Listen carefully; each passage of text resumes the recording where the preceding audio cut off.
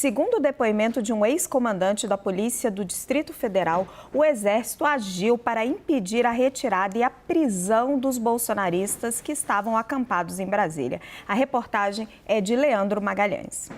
Jorge Eduardo Naime, ex-comandante de operações da Polícia Militar do Distrito Federal, afirmou à PF que a cúpula do Exército impediu que os acampamentos bolsonaristas, instalados em frente ao quartel-general das Forças Armadas em Brasília, fosse desmontado. Naime disse que participou ainda em dezembro de uma reunião no Palácio do Planalto, na qual ficou decidido que os acampados seriam removidos antes da posse de Lula. Depois disso, abre aspas, o Exército frustrou todos os planejamentos e tentativas, fecha aspas, de retirar aquelas pessoas do local.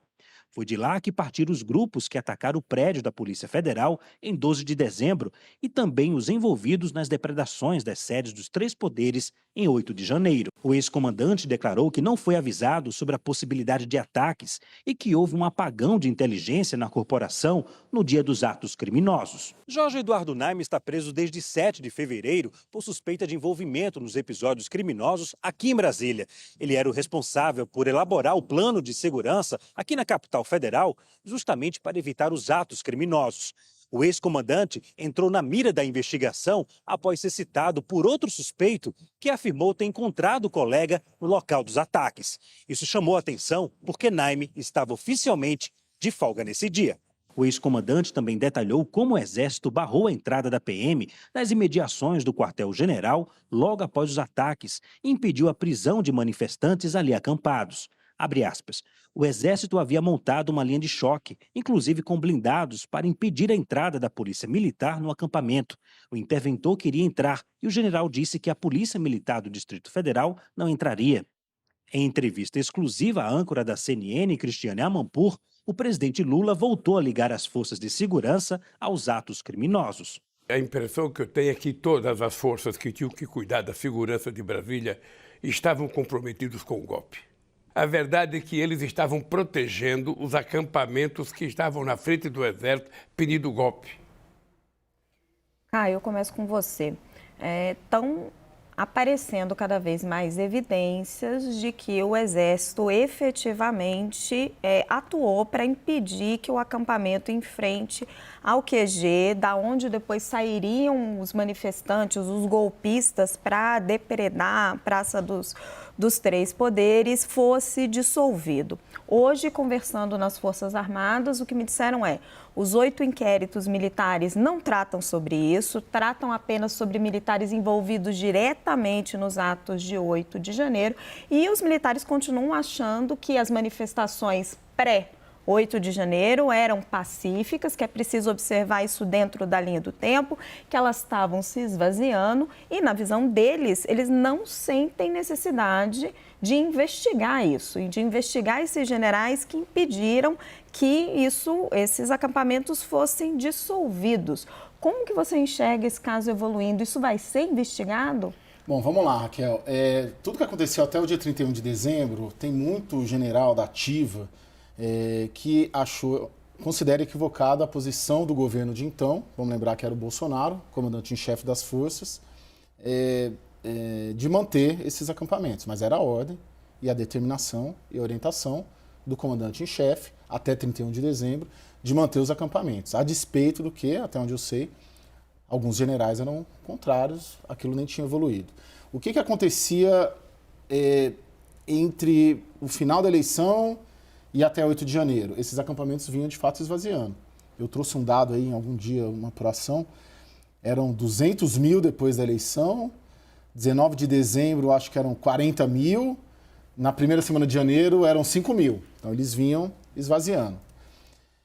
Onde que dá o choque principal, acho que dessa história toda? Primeiro, é na noite do dia 8, quando as forças de segurança vão até lá e tentam desmobilizar e tem uma orientação para que voltassem no dia seguinte. Por quê? Porque no dia 30 de dezembro, eu também estava em Brasília nessa semana, as forças de segurança locais foram tentar desmobilizar e, de fato, o Exército falou que não, porque aquela área ali era, enfim, setor militar urbano, só influência.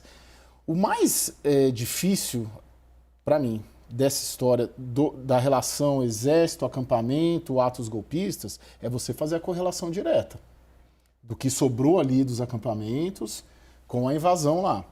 Porque se você for avançar sobre os generais mesmo, você tem que avançar sobre todos os generais, inclusive o GSI. Por quê? Porque para as Forças Armadas, você deve ter essa informação também, a maior responsabilidade em tudo que aconteceu é do Gabinete de Segurança Institucional, comandado por um general, que é o Gonçalves Dias. Só que em toda a construção da apuração, foca-se muito mais nas forças em si do que nos generais que estavam dentro do palácio. E, de fato, o depoimento do Dutra, que é o comandante militar do Planalto, não sei se já foi substituído, ele aponta isso também. Porque na véspera e na antivéspera há diversos informes da ABIN, na sexta, no sábado, informando todos os ministérios do risco. E a guarda, lá, o batalhão responsável por cuidar do Palácio do Planalto, ficou praticamente inerte. E ali é comandado pelo GSI. Então você tem várias linhas, assim. Eu penso que o mais difícil, a linha das forças, é pegar quem estava lá quebrando nas manifestações. No dia 8, exato. Você fazer, do que eles me dizem, essa correlação, tem uma ordem do comandante em chefe das forças de que é preciso manter os acampamentos, e uma semana depois acontece a invasão a partir ali daqueles acampamentos. Essa seria a dificuldade, pelo que entendi, para eles tocarem isso. Não, que a visão que o Caio traz é a mesma que eu apurei, como eles enxergam. Agora, Felipe, no relatório do interventor, do Ricardo Capelli, ele descreve os acampamentos como um ponto de apoio para os atos golpistas. Ele diz que foi ali que as pessoas se concentraram. Vale lembrar que foi dali que saiu aquele sujeito que colocou uma bomba no caminhão que foi rumo ao aeroporto de Brasília. Para de pé essa tese militar de que os acampamentos estavam esvaziando e que você não consegue ligar diretamente os acampamentos aos atos golpistas?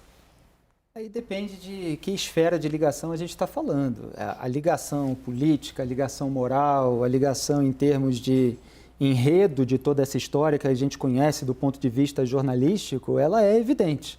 A ligação para a responsabilização penal é algo diferente e, obviamente, existe margem de defesa. Até porque a gente não pode deixar de registrar o ministro da Defesa do governo Lula, José Múcio Monteiro, no dia da sua posse, 2 de janeiro de 2023, ele deu aquela declaração que eu até puxei aqui para dar aspas para ele. Na hora em que o ex-presidente Jair Bolsonaro entregou o seu cargo, saiu do país. E o vice, Hamilton Mourão, fez o pronunciamento e pediu que as pessoas voltassem aos seus lares. Aquelas manifestações no acampamento, e eu digo com muita autoridade porque tenho familiares e amigos lá, é uma manifestação da democracia. Eu acho que aquilo vai esvair e chegar até um ponto que todos queremos. Então, fecho aspas, essa foi a declaração do Múcio, integrante do governo Lula. Então, assim, há uma pressão do governo Lula para que os generais que foram complacentes com aquele acampamento sejam punidos, mas teve um integrante do governo que defendeu que houvesse uma desmobilização gradual, que aquilo se esvaísse, né? Não é nem uma desmobilização direta, porque alguns militares argumentavam que poderia gerar um risco de sangue, de derramamento.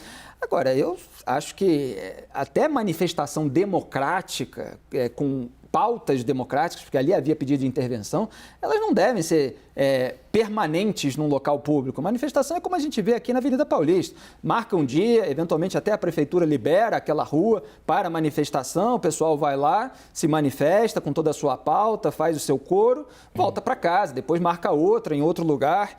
Você ficar lá com tendas, gerando todo esse imbróglio e ainda com uma pauta antidemocrática, é claro que é perigoso e acabou rendendo o que aconteceu. Só para concluir, você teve também a omissão da Procuradoria-Geral da República. Tinha inquérito aberto no Supremo Tribunal Federal de atos antidemocráticos. A PGR só foi se movimentar depois dos atos golpistas de 8 de janeiro. O governo Bolsonaro acabou ali dia 31 de dezembro, antes de 8 de janeiro, foi só uma semana de governo Lula. Então, assim, tudo isso dá margem para que haja uma saída jurídica para aqueles que foram complacentes com o acampamento, porque antes não houve um movimento tão incisivo, houve uma discussão, tanto na esfera militar, quanto na esfera jurídica, quanto no debate público, se aquilo devia ser permitido ou não. Não, a coisa da diferença da responsabilização política e penal eu acho excelente, e acho que é por aí. O que eu quero chamar a atenção, o relatório do interventor, que é o vice-ministro, subordinado a Flávio Dino, né? Paulo Capelli é o número 2 do Ministério da Justiça. Esse é o interventor. O que eu acho que é pouco colocado e pouco falado é que o que aconteceu no 8 de janeiro não tem 1 ou 2 ou 3 responsáveis. Ricardo Capelli, o que eu falei? Paulo, que é o jornalista. Verdade, meu amigo até tá no Metrópolis, né?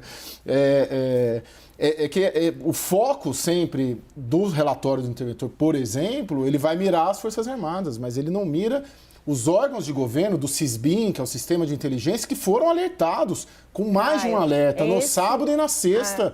Todos os órgãos do governo, do Poder Executivo, do governo atual, foram alertados do risco. Esse ponto que eu quero jogar para o Daniel. Daniel, o Lula hoje, né, na entrevista para Manpur, diz que o Arruda, que é o general que ele demitiu do comando do Exército, protegia o acampamento. E está pregando sempre que se punam a cúpula das Forças Armadas que esteve envolvida. Se isso chegar até o Gonçalves Dias, que é o ministro dele do GSI, um general que ele conhece de longa data, se chegar ao ministro Múcio, o governo vai em frente mesmo nessa missão? Acho que há uma disposição, sim, Raquel, de aprofundar essas investigações, digamos, essa apuração interna. E você tem alguns movimentos lá acontecendo. Por exemplo, um gesto muito significativo desta semana foi, digamos, o fechamento ali do desenho de tirar a ABIN, desmilitarizar a ABIN e jogar para o guarda-chuva ali da Casa Civil, inclusive com um civil também à frente da ABIN, né? Desvinculá-la do GSI, colocar na Casa Civil com um civil mesmo, né? Agora, toda essa discussão que a gente teve aqui, que o Felipe estava comentando e o Caio também, né? De fato, a gente teve ali no setor militar urbano, que é a região aqui de Brasília, o bairro de Brasília, bem em frente ao quartel-general do Exército, o que a gente viu ali foi a montagem de uma mini vila, né?